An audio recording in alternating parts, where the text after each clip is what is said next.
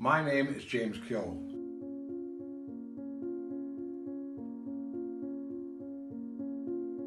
Burial in the Bog by James Keogh.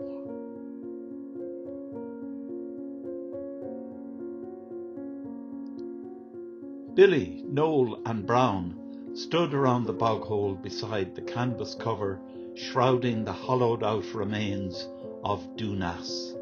The horse's inner organs filled 2 coal bags beside the equine corpse.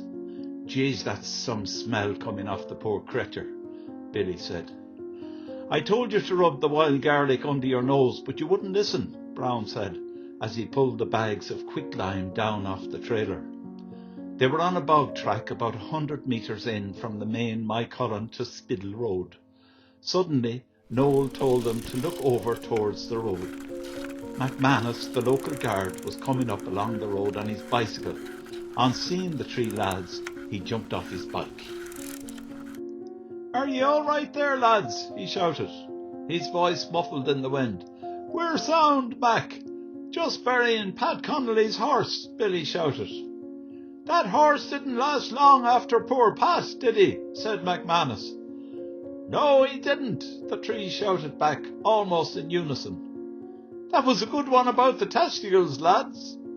You couldn't be up to Connolly and his tricks." "No, you couldn't," said Noel, "but he never fooled you, did he, guard?" "No fear of that, Noel. They don't call me Hawkeye McManus for nothing, you know," he laughed. "Oh, we know that only too well," said Billy. "Well, give him a decent burial like Pat would have wanted." "No better men to do it, Mac," they shouted. "Buried entire, what?" added Brown. "Balls and all," said McManus, laughing. "And with an extra pair," Noel whispered. "Where are you off to yourself, Mac?" asked Billy. "Over to Spiddle to give them a dig out. The bookie Murphy has gone missing and they are searching the shoreline," replied McManus. "Right so, well, we better bury this fellow before he rots away," said Billy. "OK, men, God bless the work," he shouted back as he cycled away. The gravediggers watched him cycle on up the road, head down and arse in the air, a man as fit as a broken fiddle. "Wait until he's fully out of sight, boys," said Noel. Eventually, he went over the brow on the road and disappeared. "Right," said Billy, "let's be done with it." They pulled, pushed, dragged and cursed until they got the horse into the hole. "Feck it, lads, he's belly up," cursed Noel. "Look at Murphy inside looking up at us." "Not for long," said Billy, throwing the 2 bags of offal into the hole. It was now dusk. Noel began to pace furiously around in circles. "Come on quick and finish the feckin' job before it gets dark," he said. "Not scared of a dead horse, are you, Noel?" Billy sneered. "The horse? Not likely. It's the way Murphy was looking up at me with his evil eye. That's what's bothering me," said Noel. "Get over it. Shove that hind leg down further.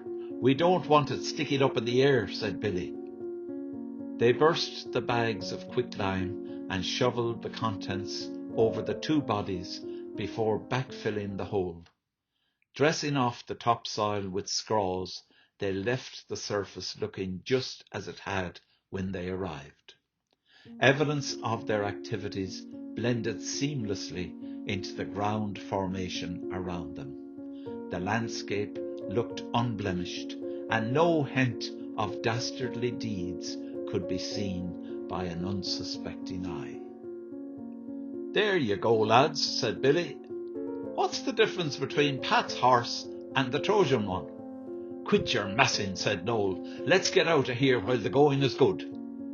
Ignoring the interruption, Billy continued, "The Greeks got out of their horse, but Murphy won't be getting out of DOONASS." "I hope you're right," said Brown with a sombre sigh. "I don't want that fella haunting me." "For feck's sake, Brown," Billy cursed. "Job done, lads," Noel said, throwing his shovel up onto the trailer. "I think a few pints and Keegan's might be in order." As Brown stepped back from placing the last scrawl, A small frog hopped out beside his boot. "Shite!" he shouted. "What?" a startled Noel shouted back. "I nearly stood on a little frog and killed it." Noel and Billy looked at each other quizzically. Billy whispered, "How in the name of Jesus could that fagger be worried about killing a stupid frog after what we did to Murphy?" "Soft, Billy," whispered Noel, tipping his temple with his index finger. "He's soft in the head." Billy smiled.